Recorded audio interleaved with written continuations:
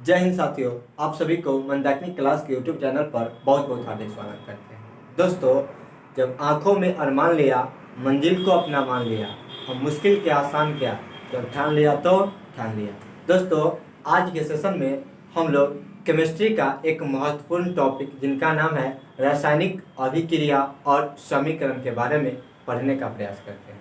और दोस्तों, देखते हैं कि रासायनिक अभिक्रिया क्या होता है। तो दोस्तों, आपको पता होगा कि आपके आसपास में अनेक प्रकार का परिवर्तन दिखाई देता है। उनमें से कुछ दोस्तों भौतिक परिवर्तन होता है और कुछ रासायनिक परिवर्तन होता है। तो हम लोग जानने का प्रयास करते हैं कि दोस्तों रासायनिक अभिक्रिया क्या होता है। तो एक बात बताइए, आप जानते हैं कि जो परिवर्तन होता है वह दो प्रकार का परिवर्तन होता है, एक भौतिक परिवर्तन और एक रासायनिक परिवर्तन। तो दोस्तों, आप जानने का प्रयास करिए कि भौतिक परिवर्तन क्या होता है। तो दोस्तों, भौतिक परिवर्तन एक अस्थायी परिवर्तन होता है, क्योंकि इसमें किसी भी पदार्थ को परिवर्तित कर देने के बाद उसे आप दोबारा प्राप्त कर लेते हैं। जैसे में मोमबत्ती का पिघलना, अगर दोस्तों मोमबत्ती अगर पिघल रहा है, दोबारा आप मोमबत्ती को प्राप्त कर सकते हैं। लेकिन रासायनिक परिवर्तन में वैसा बात नहीं होता है, क्योंकि दोस्तों रासायनिक परिवर्तन एक न अस्थायी परिवर्तन होता है और इस परिवर्तन में किसी भी पदार्थ को अगर एक बार बदल दिया जाएगा तो उसे फिर से दोबारा प्राप्त नहीं किया जा सकता है। इसीलिए इसको हम लोग रासायनिक परिवर्तन कहते हैं। जैसे में दोस्तों मोमबत्ती का जलना, यानी दोस्तों मोमबत्ती का जलना एक रासायनिक परिवर्तन होता है। जैसे में आप दूसरा एग्जांपल ले सकते हैं कि दोस्तों लोहे में जंग लगना, अगर लोहे में अगर एक बार जंग लग जाएगा तो दोबारा फिर से जिस प्रकार का लोहा रहेगा वैसा लोहा आप प्राप्त नहीं कर सकते हैं। इसलिए लोहे में जंग लगना एक रासायनिक परिवर्तन का उदाहरण है। लेकिन दोस्तों आपके एग्जाम में पूछ लिया जाता है कि बताइए लोहे को जंग से बचाने के लिए उस पर क्या प्रक्रिया किया जाता है। तो दोस्तों लोहे को जंग से बचाने के लिए जस्तीकरण का लेपन किया जाता है, यानी जिंक का लेप चढ़ा दिया जाता है, जिसे हम लोग न जस्तीकरण के नाम से जानते हैं। और इसको आप न गैल्वेनाइजेशन यानी गैल्वेनीकरण भी कहते हैं। तो हम लोग यहाँ से सीखने का प्रयास किए कि दोस्तों जो न रासायनिक परिवर्तन है ना, उसको ही हम लोग न दोस्तों रासायनिक अभिक्रिया के नाम से जानते हैं।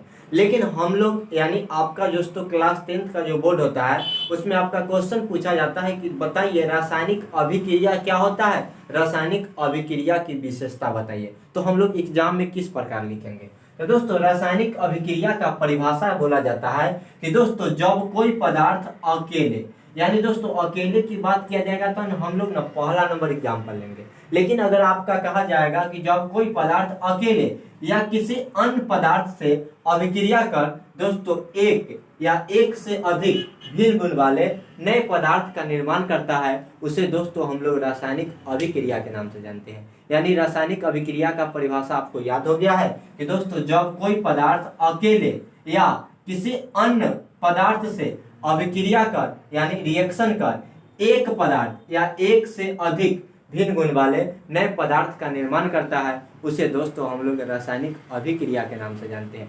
यहाँ आपका परिभाषा लिख दिया गया है कि जब कोई पदार्थ अकेले ही या किसी अन्य पदार्थ से क्रिया कर यानी अभिक्रिया कर भिन्न गुण वाला यानी अलग अलग गुण वाला एक या एक से अधिक नए पदार्थ का निर्माण करता है, वह प्रक्रिया दोस्तों रासायनिक अभिक्रिया कहलाता है।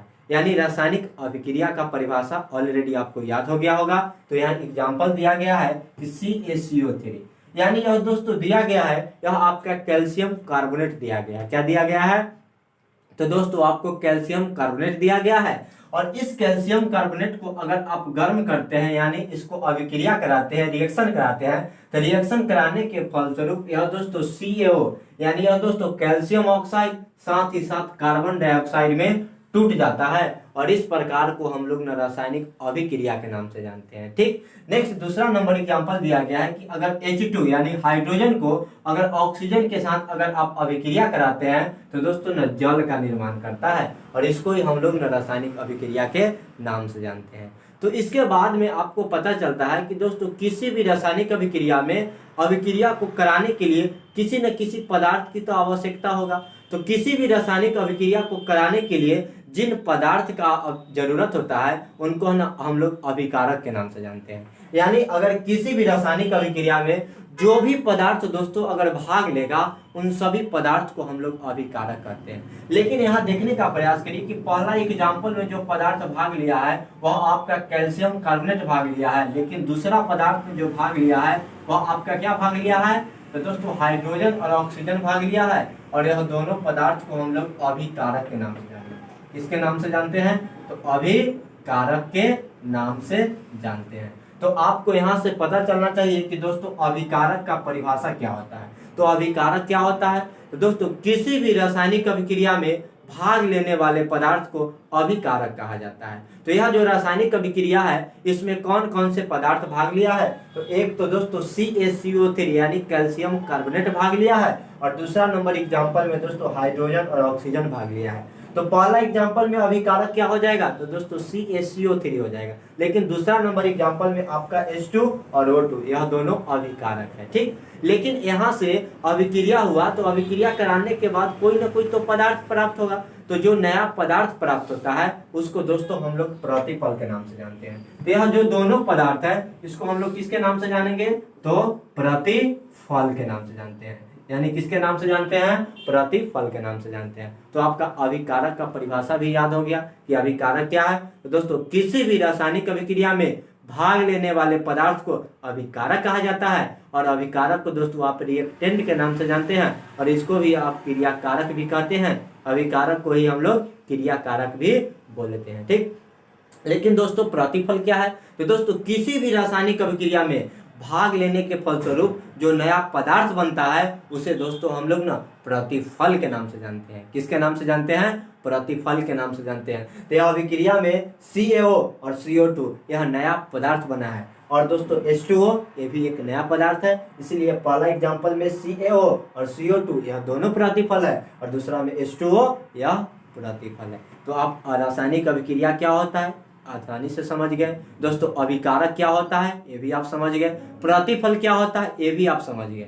लेकिन अब आप बताने का प्रयास करिए कि आपका एग्जाम में ऑब्जेक्टिव प्रश्न पूछा जाता है कि बताइए दोस्तों अभिकारक किसी भी रासायनिक अभिक्रिया में किस साइड में रहता है। तो दोस्तों किसी भी रासायनिक अभिक्रिया में तीर के बाईं तरफ अभिकारक रहता है, और दोस्तों तीर के दाईं तरफ समीकरण रहता है। तो अगर पूछा जाएगा तो बताइए किसी भी रासायनिक अभिक्रिया में अभिकारक को किस तरफ दिखाया जाता है तो किसी भी रासायनिक अभिक्रिया में तीर के बाईं तरफ अभिकारक को दिखाया जाता है, और दोस्तों तीर के दाईं तरफ प्रतिफल को दिखाया जाता है। और दोस्तों तीर का प्रयोग क्यों किया जाता है तो किसी भी रासायनिक अभिक्रिया में अभिकारक और प्रतिफल को दर्शाने के लिए हम लोग किसी भी रासायनिक अभिक्रिया में तीर का प्रयोग करते हैं। ठीक, तो अब यहाँ से हम लोग देखने का प्रयास करते हैं कि रासायनिक अभिक्रिया की विशेषता क्या होता है, यानी रासायनिक अभिक्रिया का गुण क्या होता है। ठीक, तो रासायनिक अभिक्रिया के गुण के बारे में हम लोग पढ़ते हैं। तो हम लोग का नेक्स्ट टॉपिक है कि रासायनिक अभिक्रियाओं की विशेषता, यानी आप किस प्रकार समझेंगे कि रासायनिक अभिक्रिया हुआ है कि रासायनिक अभिक्रिया नहीं हुआ है। तो इसके लिए इसका न कुछ विशेषता दिया गया है, जिनमें से पहला नंबर विशेषता दिया जाता है कि दोस्तों किसी भी रासायनिक अभिक्रिया में गैस का निर्माण होता है। यानी किसी भी रासायनिक अभिक्रिया में किसका निर्माण होता है गैस का निर्माण होता है। अगर आप दो पदार्थ को अगर रिएक्शन कराते हैं अभिक्रिया कराते हैं तो उससे अगर गैस का निर्माण होता है तो आप समझ जाइए कि यहाँ रासायनिक अभिक्रिया हुआ है। ठीक, तो यहाँ एग्जाम्पल दिया गया है कि अगर दोस्तों जिंक को अगर आप HCl यानी हाइड्रोक्लोरिक अम्ल के साथ अभिक्रिया कराते हैं तो अभिक्रिया कराने के फलस्वरूप यह दोस्तों जिंक क्लोराइड का निर्माण करता है, साथ ही साथ हाइड्रोजन गैस निष्कासित करता है। तो यहाँ आप एग्जाम्पल से देखने का प्रयास करिए कि यहाँ किस गैस का निर्माण होता है, यानी कौन सी गैस बाहर निकलता है तो दोस्तों हाइड्रोजन गैस निकलता है। तो हम लोग पढ़े हैं इसका पहला विशेषता रासायनिक अभिक्रिया के कि किसी भी रासायनिक अभिक्रिया में दोस्तों गैस का निर्माण होता है। किसका निर्माण होता है गैस का निर्माण होता है। आप कहिएगा यह रिएक्शन किस प्रकार हुआ है, तो देखिए दोस्तों यहाँ जिंक है और यहाँ HCl है। तो यहाँ दोस्तों जो जिंक है ना यह हाइड्रोजन से अत्यधिक क्रियाशील होता है, इसलिए दोस्तों यह जिंक है हाइड्रोजन को विस्थापित कर देता है, और विस्थापित करने के बाद यह दोस्तों जिंक क्लोराइड का निर्माण करता है, साथ ही साथ यहाँ से गैस का निर्माण होता है। तो गैस ना बाहर निकलता है, अगर किसी भी पदार्थ से अगर गैस को बाहर निकालने के लिए दर्शाया जाएगा तो उसको ना हम लोग ऊपर के तीर के द्वारा दर्शाते हैं, और अलग की बात किया जाएगा तो नीचे के तीर के द्वारा दर्शाते हैं। ठीक, दूसरा नंबर आपका विशेषता कहा जाता है कि रासायनिक अभिक्रिया में अवक्षेप का निर्माण होता है। तो दोस्तों अवक्षेप क्या होता है? तो अगर किसी भी विलयन से अगर कोई भी एक ऐसा विलयन ले लीजिए और उसमें से अगर आप ठोस पदार्थ को अलग अलग कर लेते हैं तो इसको ही हम लोग ना अवक्षेपन के नाम से जानते हैं, यानी अवक्षेप कहते हैं। यानी किसी भी विलयन से ठोस पदार्थ का अलग हो जाना अवक्षेपन कहलाता है। क्या कहलाता है? कि किसी भी विलयन से ठोस पदार्थ का अलग हो जाना अवक्षेपन कहलाता है। जैसे में हमारे यहाँ दोस्तों अभी जनवरी का माह चल रहा था, तो इसमें हम लोग ना मकर संक्रांति मनाए थे। तो मकर संक्रांति में आपका यह छोटा सा एक एग्जाम्पल है, यानी मकर संक्रांति मनाए थे तो हम लोग ना वहाँ मकर संक्रांति में ना दही जानते होंगे आप, यानी दही। तो जो दही होता है वह ना एक ठोस विलयन रहता है, उसमें से अगर दही को अगर आप अलग कर लीजिएगा तो उसमें पानी छूट जाता है और वह पानी में से दही को छाली को काट लीजिए तो वही ना उसको ही ना हम लोग अवक्षेपन के नाम से जानते हैं। किसके नाम से जानते हैं? अवक्षेपन के नाम से जानते हैं। नेक्स्ट है कि रंग का परिवर्तन।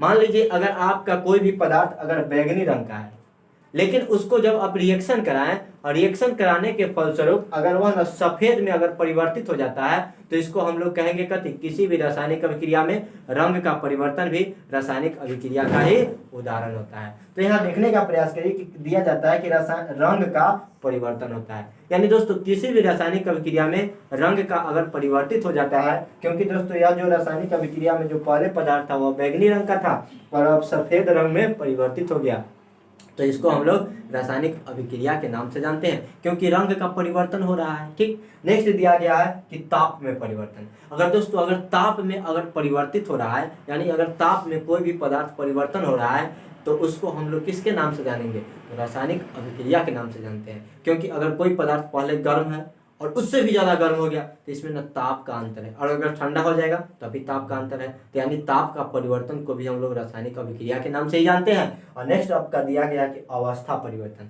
अगर मान लीजिए कोई पदार्थ आपका ठोस है, अगर उसको अगर आप गर्म करते हैं तो दोस्तों वह द्रव में कन्वर्ट हो जाएगा, लेकिन अगर उसी पदार्थ को और आप गर्म करते हैं तो गैस में कन्वर्ट हो जाएगा, और गैस को तो गर्म करिएगा तो किसमें परिवर्तित हो जाएगा? प्लाज्मा में परिवर्तित हो जाएगा। तो हम लोग जान गए कि दोस्तों रासायनिक अभिक्रिया क्या है, रासायनिक अभिक्रिया की विशेषता क्या है, दोस्तों अभिकारक क्या होता है और प्रतिफल क्या होता है। तो अब आइए दोस्तों हम लोग रासायनिक समीकरण के बारे में पढ़ते हैं। तो साथियों अब हम लोग यानी दोस्तों किसी भी रासायनिक अभिक्रिया में भाग लेने वाला पदार्थों के संकेतों एवं सूत्रों की सहायता से किसी भी अभिक्रिया का संक्षिप्त निरूपण को हम लोग रासायनिक समीकरण के नाम से जानते हैं। कि दोस्तों रासायनिक समीकरण क्या है? तो दोस्तों किसी भी रासायनिक अभिक्रिया में भाग लेने वाला पदार्थों के संकेतों एवं सूत्रों की सहायता से अभिक्रिया का संक्षिप्त निरूपण को हम लोग रासायनिक समीकरण के नाम से जानते हैं। क्योंकि यहाँ एग्जाम्पल दिया गया है कि दोस्तों हाइड्रोजन और क्लोरीन, यानी यह दोस्तों जो हाइड्रोजन लिखा गया है इसका संकेत क्या होता है? H होता है, लेकिन यह किसी न किसी हाइड्रोजन का संकेत दोस्तों H होता है, लेकिन हाइड्रोजन न गैस के लिए प्रयुक्त किस ऑर्ड्स का प्रयोग किया जाता है? दोस्तों H2, यानी यह हाइड्रोजन यानी H2 हो गया, क्योंकि हाइड्रोजन गैस है और हाइड्रोजन का संकेत क्या होता है? H होता है। H होता है कि ना? तो दोस्तों हाइड्रोजन यानी H2 अब प्लस में क्लोरीन यानी दोस्तों Cl2, यह आपस में अभिक्रिया करके दोस्तों यह 2HCl का निर्माण करता है। ठीक, यानी हाइड्रोजन क्लोराइड का निर्माण करता है। तो अब यहाँ रासायनिक समीकरण का परिभाषा समझने का प्रयास करिए कि दोस्तों बोला जाता है कि किसी रासायनिक अभिक्रिया में भाग लेने वाला पदार्थों के संकेतों यानी संकेतों एवं सूत्रों की सहायता से उस अभिक्रिया का संक्षिप्त यानी छोटा निरूपण को हम लोग रासायनिक समीकरण के नाम से जानते हैं। क्योंकि एग्जाम्पल दिया गया है कि हाइड्रोजन का संक्षिप्त निरूपण दोस्तों H2, क्लोरीन का संक्षिप्त निरूपण Cl2 और इस अभिक्रिया को हाइड्रोजन क्लोराइड को हम लोग HCl लिख सकते हैं। ठीक, यानी यह इसका छोटा सा निरूपण हुआ और इसको ही हम लोग रासायनिक समीकरण के नाम से जानते हैं। किसके नाम से जानते हैं? तो दोस्तों रासायनिक समीकरण के नाम से जानते हैं, क्योंकि यहाँ हाइड्रोजन के लिए संक्षिप्त वर्ड H2 का प्रयोग किया गया है और क्लोरीन के लिए Cl2 का प्रयोग किया गया है और यहाँ हाइड्रोजन क्लोराइड है इसके लिए HCl का निर्माण किया गया है। यानी दोस्तों रासायनिक समीकरण क्या है? दोस्तों किसी भी रासायनिक अभिक्रिया में भाग लेने वाले पदार्थों के संकेतों एवं सूत्रों की सहायता से उस अभिक्रिया का संक्षिप्त निरूपण को हम लोग रासायनिक समीकरण के नाम से जानते हैं। किसके नाम से जानते हैं दोस्तों? रासायनिक समीकरण के नाम से जानते हैं। आपका एग्जाम्पल भी आप आसानी तरह से समझ गए हैं।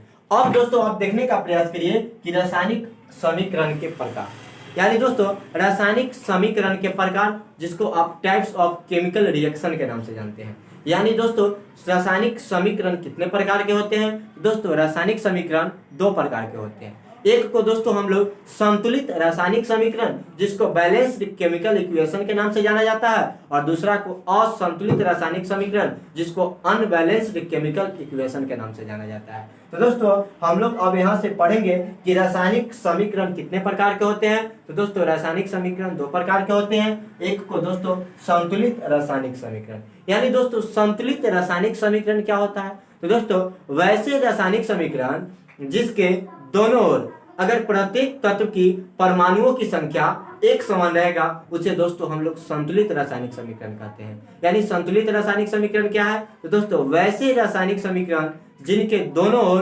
प्रत्येक तत्व की परमाणुओं की संख्या एक समान रहेगा, उसे दोस्तों हम लोग संतुलित रासायनिक समीकरण के नाम से जानेंगे। एग्जाम्पल के तौर पर ले सकते हैं कि दोस्तों H2 प्लस में O2 एरो में अभिक्रिया करके किसका निर्माण करेगा?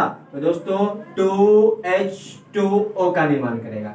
तो यह जो आपका इक्वेशन दिया गया है, यह इक्वेशन अभी दोस्तों बैलेंस नहीं है, इसको आप बैलेंस करिए, क्योंकि कहा जाता है कि वैसे रासायनिक, यानी आपको दोस्तों संतुलित रासायनिक समीकरण का परिभाषा क्या कहता है कि वैसे रासायनिक समीकरण जिसके दोनों ओर यानी दोस्तों अभिकारक और प्रतिफल दोनों ओर अगर प्रत्येक तत्व की परमाणु की संख्या अगर एक समान रहेगा, तभी उसको हम लोग संतुलित रासायनिक समीकरण कहते हैं। तो दोस्तों अभिकारक में तो हाइड्रोजन 2 गो है, ऑक्सीजन भी 2 गो है, लेकिन प्रतिफल में देखिए तो दोस्तों हाइड्रोजन क्या गो है? 4 गो है, और ऑक्सीजन 2 गो है। कहीं का क्यों? क्योंकि यहाँ 2 लगा है। 2 लगने का मतलब क्या हुआ? हाइड्रोजन 2 में 2 से गुना करिएगा तो 4 हो जाएगा, और 2 में मतलब 1 ऑक्सीजन है, इसमें 2 से गुना करिएगा 2, यानी 2 ऑक्सीजन और 4 हाइड्रोजन है। लेकिन यहाँ हाइड्रोजन कितना है दोस्तों? 2 ही है। तो यहाँ 2 से लाने के लिए यहाँ 2 से आप गुना कर लीजिए, तो अब यहाँ पे हाइड्रोजन 4 हो गया और ऑक्सीजन 2 हो गया। यहाँ पर दोस्तों हाइड्रोजन 4 और ऑक्सीजन 2। तो अब यह जो आपका इक्वेशन है यह आप बराबर है, यानी यह जो इक्वेशन है आपका संतुलित रासायनिक समीकरण का इक्वेशन है। यानी दोस्तों संतुलित रासायनिक समीकरण क्या है? तो वैसे रासायनिक समीकरण जिसके दोनों ओर प्रत्येक तत्व की परमाणुओं की संख्या एक समान रहेगा, उसे संतुलित रासायनिक समीकरण कहते हैं। अब यहाँ देखने का प्रयास करिए कि प्रत्येक यानी दोनों ओर यानी अभिकारक और प्रतिफल दोनों में प्रत्येक तत्व की परमाणु की संख्या एक समान है। लेकिन असंतुलित की बात किया जाएगा तो आप जानते हैं कि वैसे रासायनिक समीकरण जिसके दोनों ओर प्रत्येक तत्व की परमाणुओं की संख्या एक समान नहीं रहेगा, उसे दोस्तों हम लोग असंतुलित रासायनिक समीकरण के नाम से जानेंगे। जैसे में आप ले सकते हैं कि दोस्तों H2 प्लस में O2 एरो में H2O, इसको हम लोग दोस्तों असंतुलित रासायनिक समीकरण के नाम से जानते हैं। तो दोस्तों अगर यह वीडियो आपको अच्छा लगा है तो वीडियो को जरूर से जरूर शेयर करने का प्रयास करिए, वीडियो को लाइक करिए। नहीं समझ में आता तुमको तो दोस्तों अगर यह वीडियो आपको अच्छा लगा है तो वीडियो को जरूर से जरूर लाइक करिए और अपने दोस्तों के साथ शेयर करने का प्रयास करिए, और यह चैनल को अवश्य सब्सक्राइब करिए और वीडियो को जरूर से जरूर लाइक कर लीजिए। दोस्तों धन्यवाद। जय हिंद, जय भारत, थैंक यू।